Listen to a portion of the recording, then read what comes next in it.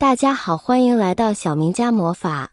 毛巾2-3天不洗，很容易变脏有异味，还会滋生细菌和螨虫。特别是夏天的时候，出汗多，更容易脏。如果不彻底清洗，不仅有难闻的味道，用了之后还会对面部皮肤带来伤害。普通的方法是不能彻底洗净的。今天给大家分享一个清洗小技巧。洗得干净又彻底，不管是难闻异味还是发黄变硬，都能轻松解决，让你每天都能用上新毛巾。一起来看下吧。我们需要准备的是小苏打，还有白醋。小苏打去油去污的作用是非常强，平时不管是刷锅刷碗，还是洗一些比较难洗的衣物，都可以用到它。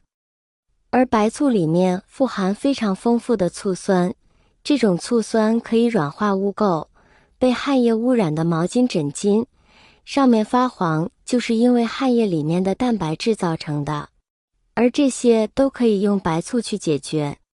已经发黄的毛巾放在盆子里，往盆子里倒入大概50度左右的温水，水量不用特别多，能够没过毛巾就行。接着把毛巾泡在水中，让它稍微静置10分钟，让上面的一些脏东西慢慢软化掉。浸泡的过程中，只要让毛巾全部进入水中就行，不用使劲揉搓。接着往里面放入小苏打。小苏打是一种碱性的物质，它和醋酸会起化学反应。白醋和小苏打里面的碱性物质发生反应的时候，会出现大量的泡沫，而这些泡沫就可以带走毛巾中的一些脏东西。同时，里面的醋酸又可以软化里面的顽固污渍，并且本身这醋也可以杀菌去异味。在我们洗春夏天衣物的时候，您都可以往里面放上一些，用手稍稍揉搓一下毛巾，让它在醋和碱的混合液体中浸泡大概10分钟。泡软我们再来揉，你就会发现这水慢慢的越来越浑浊，越来越脏，毛巾也可以洗得更加干净。揉搓大概5分钟左右，看到这个水开始变脏了，然后就把毛巾直接弄出来，把里面的水分挤干，再按照正常的方式把它用洗衣粉或者是洗衣液揉搓一下即可。就这么简单几步，用这几样常见又普通的东西，轻轻松松搞定脏毛巾，不但洗得干干净净，还把螨虫、细菌一并消灭。以后不用频繁买新毛巾，既省了钱，又守护了咱的皮肤健康，简直一举多得。亲爱的朋友们，视频已经看到这里了，如果您喜欢我的视频，请您用发财的小手给我点个赞吧。您的每一个点赞都是对我最大的支持与鼓励，谢谢大家了。毛巾是我们日常生活中必不可少的用品，它可以帮助我们擦干身体、脸部和手部的水分，保持皮肤的清爽和舒适。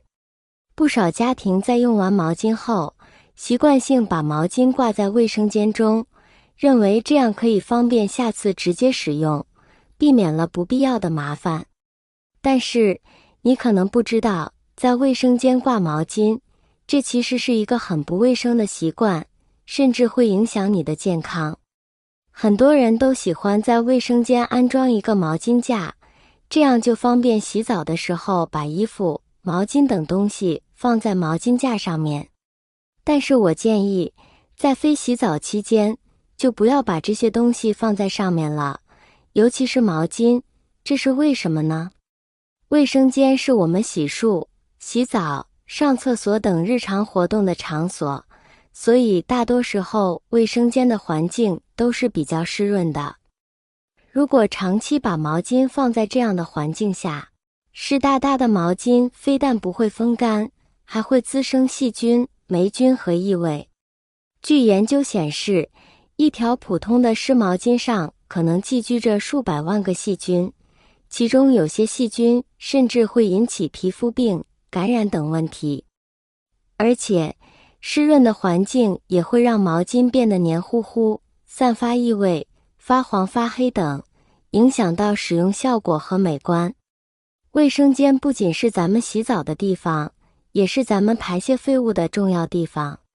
厕所几乎每天都有人使用，如果家里人口多的话，那厕所使用频率就更高了，相应的污染程度也会更高。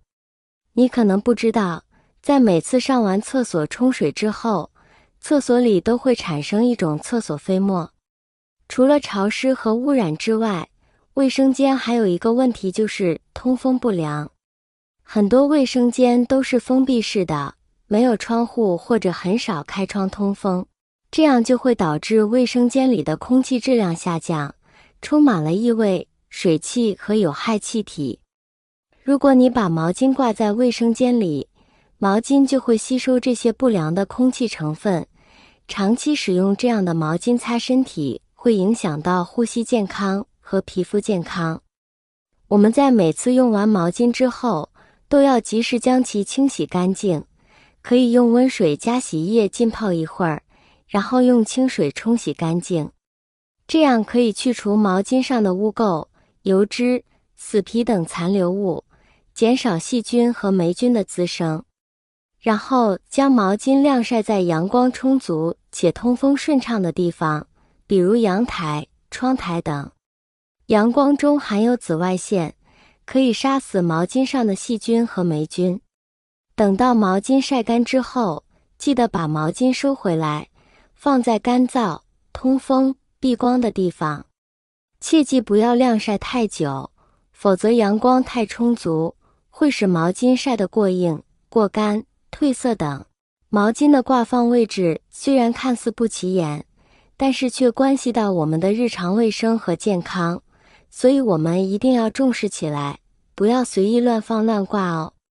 正确洗毛巾的方法：一、分类清洗。首先，将不同用途的毛巾分开清洗，例如面部用毛巾、身体用毛巾、厨房用毛巾等，这样可以避免交叉感染和异味的传播。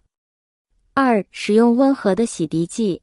选择温和的洗涤剂，最好是无磷的环保型产品，避免使用含漂白剂或强酸性的清洁剂，以免损害毛巾的纤维结构。三、水温选择。洗毛巾时，最好使用温水而非热水。高温会使得污渍凝固，难以去除，同时也容易使毛巾的颜色褪色。四、轻柔洗涤。手洗时，用双手轻轻揉搓毛巾，避免过度摩擦，以免损坏纤维。使用洗衣机时，选择轻柔洗涤模式。五、漂洗彻底。洗涤后一定要进行彻底的漂洗，确保洗掉所有洗涤剂残留，以免影响毛巾的柔软度和吸水性。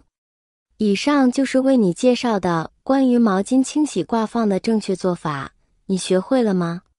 欢迎下方留言评论哦。